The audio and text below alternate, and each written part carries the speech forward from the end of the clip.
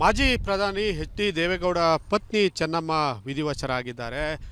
ಅವರ ಊರು ಏನು ದೇವೇಗೌಡರ ಊರು ಹರದನಹಳ್ಳಿಯಲ್ಲಿ ಈಗಾಗಲೇ ಅವರ ಅಂತ್ಯಕ್ರಿಯೆ ಮಾಡಲಿಕ್ಕೆ ತಯಾರಿ ಒಂದು ಕಡೆ ನಡೀತಾ ಇದ್ದರೆ, ಹರದನಹಳ್ಳಿಯಲ್ಲಿ ಅಂದರೆ ನನ್ನ ಬಲಭಾಗದಲ್ಲಿ ಇರ್ತಕ್ಕಂತಹ ಏನು ದೇವೇಗೌಡರ ಮನೆ ಇದೆ, ಆ ಮನೆಯಿಂದ ಸ್ವಲ್ಪ ಅನತಿ ದೂರದಲ್ಲೇ 2 ಹೆಲಿಪ್ಯಾಡ್ಗಳನ್ನು ಕೂಡ ಈಗ ನಿರ್ಮಾಣ ಮಾಡ್ತಿದ್ದಾರೆ. ನಾಳೆ CM DK ಶಿವಕುಮಾರ್ ಅವರು ಕೂಡ ಏನು ಈ ಅಂತ್ಯಕ್ರಿಯೆಯಲ್ಲಿ ಭಾಗಿಯಾಗ್ತಾರೆ ಅನ್ನುವಂಥ ಒಂದು ಹಿನ್ನೆಲೆಯಲ್ಲಿ ಈಗ ಎಲ್ಲ ತಯಾರಿಗಳನ್ನು ಕೂಡ ಮಾಡ್ತಿದ್ದಾರೆ.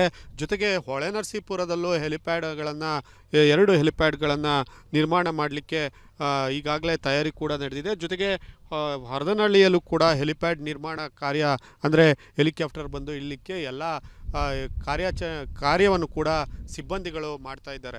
ಒಟ್ಟಾರೆಯಾಗಿ ನಾಳೆ ಬೆಳಿಗ್ಗೆ 10 ಗಂಟೆಗೆ ಮಾಜಿ ಸಚಿವ ಎಚ್ ಡಿ ರೇವಣ್ಣ ಅವರ ಮನೆಯಲ್ಲಿ ಅವರ ಪೂಜೆ ಅಂದರೆ ಸಾರ್ವಜನಿಕ ದರ್ಶನದ ನಂತರ ಹಲವು ಪೂಜಾ ವಿಧಿವಿಧಾನವನ್ನು ಮುಗಿಸಿ 2 ಗಂಟೆ ಹೊತ್ತಿಗೆ ಅವರ ಮನೆಯಿಂದ ಹರದನಹಳ್ಳಿಯ ಏನು ಅಂತ್ಯಕ್ರಿಯೆ ಮಾಡುವಂಥ ಜಾಗ ಇದೆ ಆ ಜಾಗಕ್ಕೆ ಪಾರ್ಥಿವ ಶರೀರವನ್ನು ತಂದು ಸಂಜೆ 4 ಗಂಟೆ ಒಳಗೆ ಚೆನ್ನಮ್ಮ ಅವರ ಅಂತ್ಯಕ್ರಿಯೆ ಮಾಡುವಂಥ ಸಮಯ ಕೂಡ ನಿಗದಿಯಾಗಿದೆ.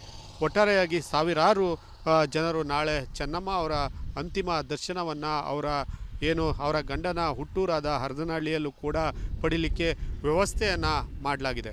ಖುಷ್ವಂತ್, ರಿಪಬ್ಲಿಕ್ ಕನ್ನಡ, ಹಾಸನ. ಮಾಜಿ ಪ್ರಧಾನಿ ಎಚ್ ಡಿ ದೇವೇಗೌಡ ಪತ್ನಿ ಚೆನ್ನಮ್ಮ ವಿಧಿವಶರಾಗಿದ್ದಾರೆ. ಅವರ ಊರು ಏನು ದೇವೇಗೌಡರ ಊರು ಹರದನಹಳ್ಳಿಯಲ್ಲಿ ಈಗಾಗಲೇ ಅವರ ಅಂತ್ಯಕ್ರಿಯೆ ಮಾಡಲಿಕ್ಕೆ ತಯಾರಿ ಒಂದು ಕಡೆ ನಡೀತಾ ಇದ್ದರೆ, ಹರದನಹಳ್ಳಿಯಲ್ಲಿ ಅಂದರೆ ನನ್ನ ಬಲಭಾಗದಲ್ಲಿ ಇರ್ತಕ್ಕಂತಹ ಏನು ದೇವೇಗೌಡರ ಮನೆ ಇದೆ, ಆ ಮನೆಯಿಂದ ಸ್ವಲ್ಪ ಅನತಿ ದೂರದಲ್ಲೇ 2 ಹೆಲಿಪ್ಯಾಡ್ಗಳನ್ನು ಕೂಡ ಈಗ ನಿರ್ಮಾಣ ಮಾಡ್ತಿದ್ದಾರೆ. ನಾಳೆ CM DK ಶಿವಕುಮಾರ್ ಅವರು ಕೂಡ ಏನು ಈ ಅಂತ್ಯಕ್ರಿಯೆಯಲ್ಲಿ ಭಾಗಿಯಾಗ್ತಾರೆ ಅನ್ನುವಂಥ ಒಂದು ಹಿನ್ನೆಲೆಯಲ್ಲಿ ಈಗ ಎಲ್ಲ ತಯಾರಿಗಳನ್ನು ಕೂಡ ಮಾಡ್ತಿದ್ದಾರೆ. ಜೊತೆಗೆ ಹೊಳೆನರಸೀಪುರದಲ್ಲೂ ಹೆಲಿಪ್ಯಾಡ್ಗಳನ್ನು 2 ಹೆಲಿಪ್ಯಾಡ್ಗಳನ್ನು ನಿರ್ಮಾಣ ಮಾಡಲಿಕ್ಕೆ ಈಗಾಗಲೇ ತಯಾರಿ ಕೂಡ ನಡೆದಿದೆ. ಜೊತೆಗೆ ಹರದನಹಳ್ಳಿಯಲ್ಲೂ ಕೂಡ ಹೆಲಿಪ್ಯಾಡ್ ನಿರ್ಮಾಣ ಕಾರ್ಯ ಅಂದರೆ ಹೆಲಿಕಾಪ್ಟರ್ ಬಂದು ಇಳಲಿಕ್ಕೆ ಎಲ್ಲ ಕಾರ್ಯವನ್ನು ಕೂಡ ಸಿಬ್ಬಂದಿಗಳು ಮಾಡ್ತಾ ಇದ್ದಾರೆ. ಒಟ್ಟಾರೆಯಾಗಿ ನಾಳೆ ಬೆಳಿಗ್ಗೆ 10 ಗಂಟೆಗೆ ಮಾಜಿ ಸಚಿವ ಎಚ್ ಡಿ ರೇವಣ್ಣ ಅವರ ಮನೆಯಲ್ಲಿ ಅವರ ಪೂಜೆ ಅಂದರೆ ಸಾರ್ವಜನಿಕ ದರ್ಶನದ ನಂತರ ಹಲವು ಪೂಜಾ ವಿಧಿವಿಧಾನವನ್ನು ಮುಗಿಸಿ 2 ಗಂಟೆ ಹೊತ್ತಿಗೆ ಅವರ ಮನೆಯಿಂದ ಹರದನಹಳ್ಳಿಯ ಏನು ಅಂತ್ಯಕ್ರಿಯೆ ಮಾಡುವಂಥ ಜಾಗ ಇದೆ ಆ ಜಾಗಕ್ಕೆ ಪಾರ್ಥಿವ ಶರೀರವನ್ನು ತಂದು ಸಂಜೆ 4 ಗಂಟೆ ಒಳಗೆ ಚೆನ್ನಮ್ಮ ಅವರ ಅಂತ್ಯಕ್ರಿಯೆ ಮಾಡುವಂಥ ಸಮಯ ಕೂಡ ನಿಗದಿಯಾಗಿದೆ.